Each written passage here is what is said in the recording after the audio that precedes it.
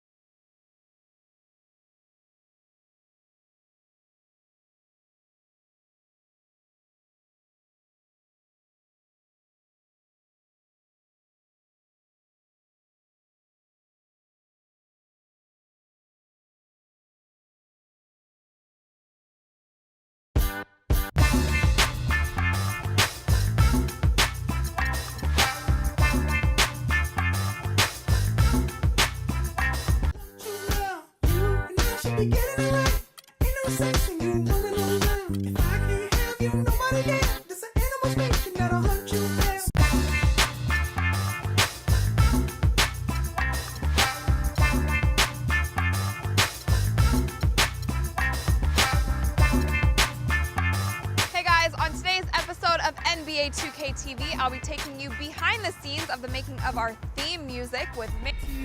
And I hope you know that look in my eye.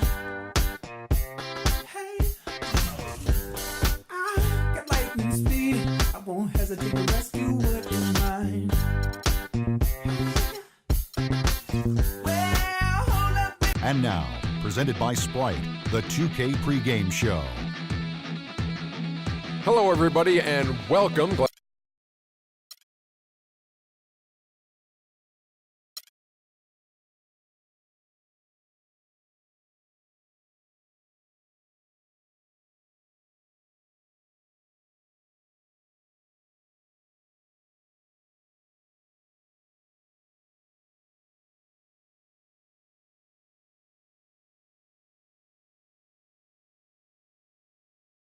And now, the starting lineup. Starting at power forward.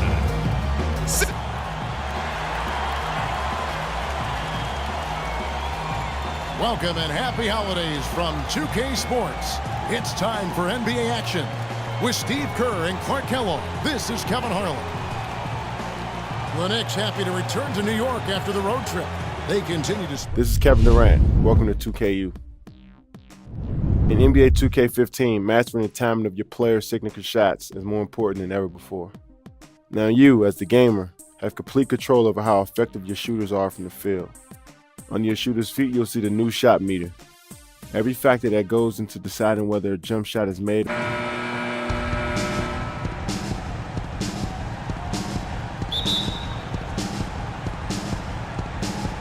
And it's going to be the Spurs off the tip.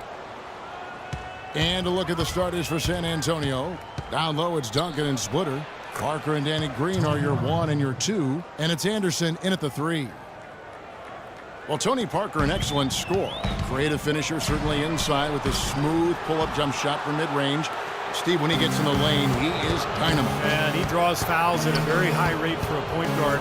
He's so good at initiating contact and then forcing the officials to make a call. And what that does, it gets you free points. It also allows you to set up your defense at the other end. Duncan dishes to Anderson. Down to 5 on the shot clock. The drive by Green. Lays it up and banks it in.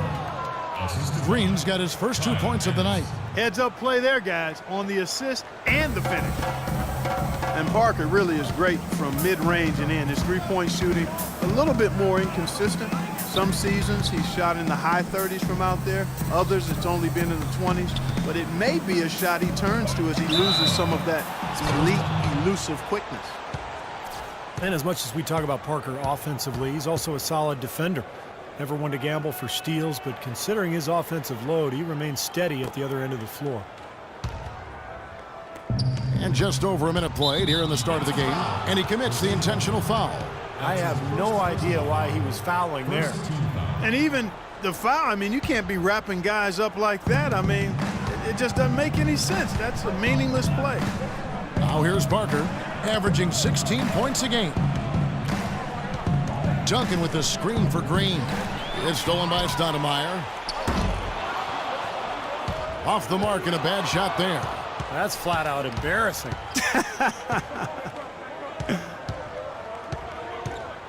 Anderson, a screen on Calderon. Here's Green, and it's good on the assist by Parker. Boy, that was a rugged screen set there, fellas, and the defense didn't even try to go through that one. Guys, they're looking for a way to score here. Yeah, they've had a tough time getting the lid off the basket so far. Here's Anthony, and that one's on target from the wing. That's just run-of-the-mill for him. A typical day at the office. He's one of the more skilled offensive players out there. The New York Knicks were ranked as the NBA's most valuable franchise recently, and with team values skyrocketing, the Knicks came in at around $1.5 billion. That's a B, billion. Here's Calderon after the basket by San Antonio. First quarter of ball, almost 2.5 minutes in, and the official signaled the backcourt violation. Not very careful there.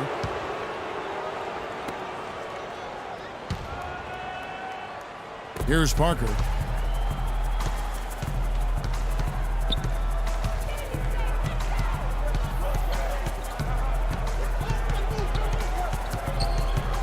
Double team on Parker. He kicks to Anderson. Pass to Splitter. Nice ball movement by San Antonio. And 2 shots coming up at the line as he gets fouled on the shot. New York called for the foul. Well, it's absolutely incredible when you look at Tim Duncan and see the impact he continues to have on games at his current age. I mean, he looks much as he did early in his career. His game has really withstood the test of time, and I think it's partly due to his conditioning, but his IQ is a big factor, and his game has always been one that's been anchored in fundamentals and staying close to the ground.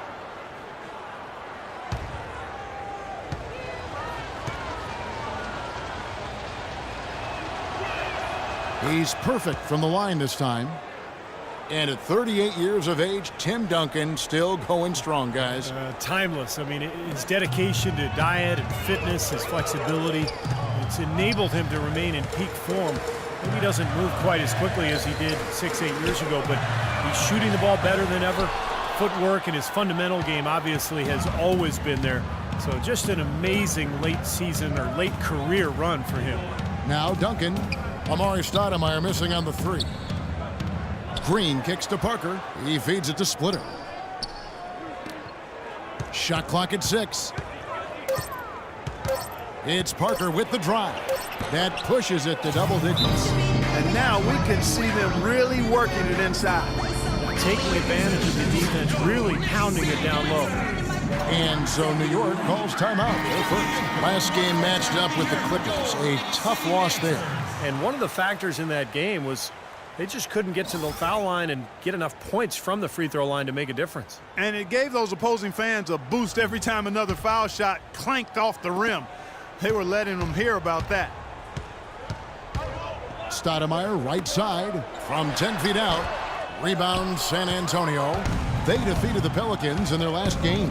And they made their mark defensively that day. That was what was, I think, most impressive. Really caused a lot of problems in the paint. Well, they spent a lot of that game in the air and got their hands on a lot of shots.